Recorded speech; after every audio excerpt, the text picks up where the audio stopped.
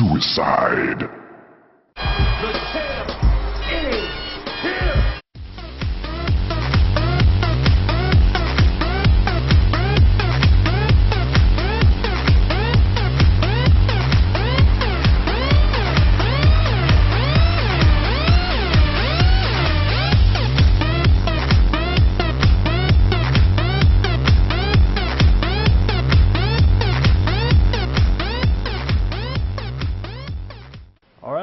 Episode 6 of the Kombat Tomb Podcast, where we explore the strange and wonderful world of MK9. Join us, won't you? Come on! Yeah, that's some shit I want to be a part of. Real quick, guys, there's a little confusion. If you're listening to this, it's probably part 1 of our YouTube playlist. The full shows are like 2 or 3 hours long. You can find them on our YouTube channel or download the MP3 posted in the description. But yeah, we've got a legendary show for you guys today. Here to help me out are my 2 little trolls, Slips and 16-bit. Yo. And our guest this week is the world champion of Mortal Kombat, Perfect Legend. How's it going, man? Hi. Hi. Now, we've got a lot of questions for PL, but we just had a really big tournament for Mortal Kombat in EC. So, did you guys see that? What do you guys think? Yeah, that was one of the coolest top 8s I've seen in a while. It was exciting and a big win for Detroit. Like, shout outs to him. It's really exciting. And I think it's great for the scene that, New York lost. New York is not unbeatable after all. That talk about Jax being S++ tier and he's unbeatable and no one's going to beat CD Jr. It was refreshing. Now, what about them getting shafted on the stream thing? We didn't get the pools on stream, and Storm's actually streamed the entire thing from his cell phone. I think that was pretty shitty of him. Well, it's a situation where they hold that tournament in a venue where they don't have good internet, so they don't have the bandwidth for 3 streams. So Street Fighter and Marvel occupy a stream, which we can't argue against that. I mean, whether you like those Capcom games or not, they're bigger than our scene, so that's fine.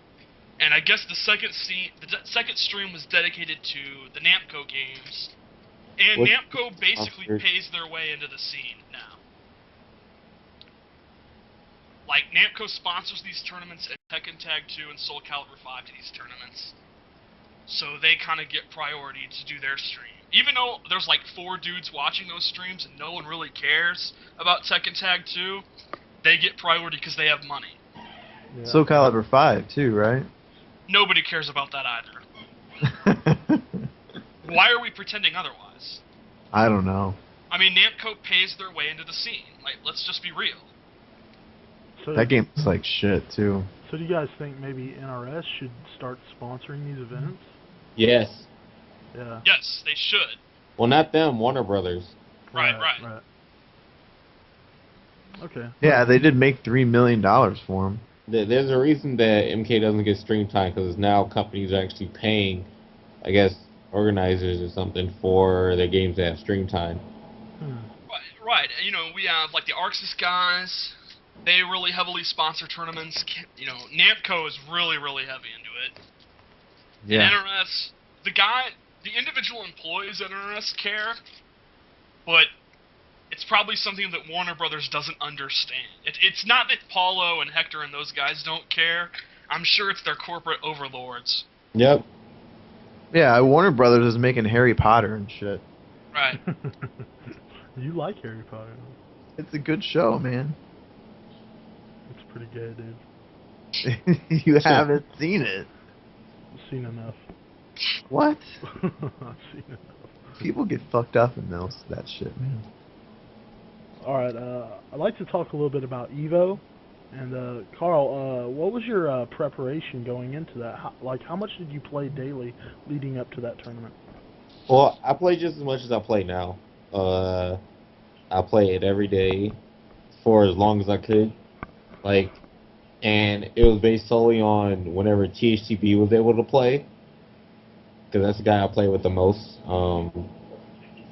Like we went over a lot of the matchups and stuff. Like I prepare for like Cabal, Reptile, Katana, Cyrax. You know, all the characters most people use in the tournament. And but I didn't practice for Melina because I didn't know anyone really used her at all. I practiced for Shang, of course, just in case I had to run to Detroit. Um, practice for Raiden just in case Chop wanted to use Raiden on me, or Cage. And Sector, because back then like people were using Sector, but it wasn't as common. Well, it's not common now either, but people were like, I guess the robots were on a heavy rise back then. Right. But I tried to, I guess, find like a good pad and a converter, but that didn't fall through because I had to use someone else's pad and converter for the entire tournament. Which pad did you end up using? It was a PS2 controller with an M-pin. Okay. Now, what's interesting about the way you practice PL is that everyone thinks that you only play Kung Lao, but the actual truth is that your method of practicing is that you play, when you want to learn a character, you pick them up, and then you play your sparring partners with that character. Yeah. Yeah, so, I mean, how do you feel that works out for you?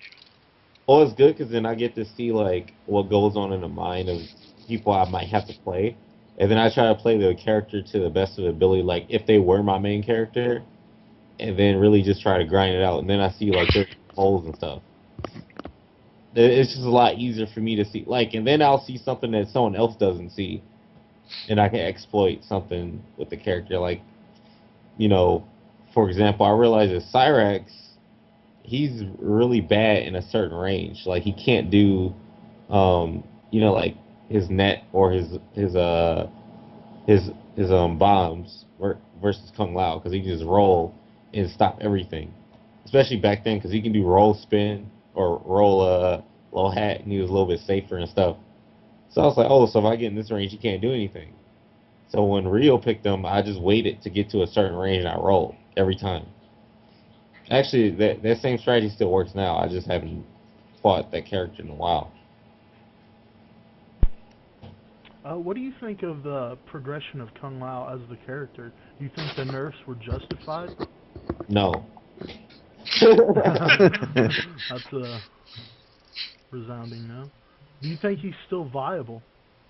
Now, yeah, but people will have to actually like have better fighting game fundamentals to play the character now instead of just be like, I'm just gonna roll and do freaking, low hats and stuff and 2 for a low hat and get like free mix-ups because now it's like it doesn't come free anymore.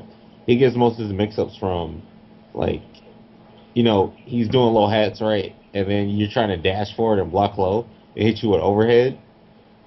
But of course you can kind of hit him out of that, but it's tough because low hat still is a moving projectile, so if you block low and you realize you're like, oh, I'm going to try to hit him out the overhead now, but just in case he decides to do another low hat, you'll whiff and get hit by another low hat. Or if you jump, you get spin. It's more so about the fundamentals of the match. I feel like I'm playing, I guess, Sagat a little bit. I use Kung Lao now, except for the standing, well, not the standing, but the overhead is, of course, an overhead. Instead of like, how Sagat's tiger shots are actually, that you can block them standing or, crouching, but you can't block a low hat standing, you have to block the crouching, of course, overhead. And then he has, regular standing hat or the hat toss that he can direct and stuff. That's how it feels to me. And then, of course, I can like whiff dive kick. And then you're looking for, if I feel like you might guess right versus low hat and overhead, I'll just roll it to get in. And then now you got to guess between trying to hit me from like trying to follow after like a block spin or like a block, or you get hit by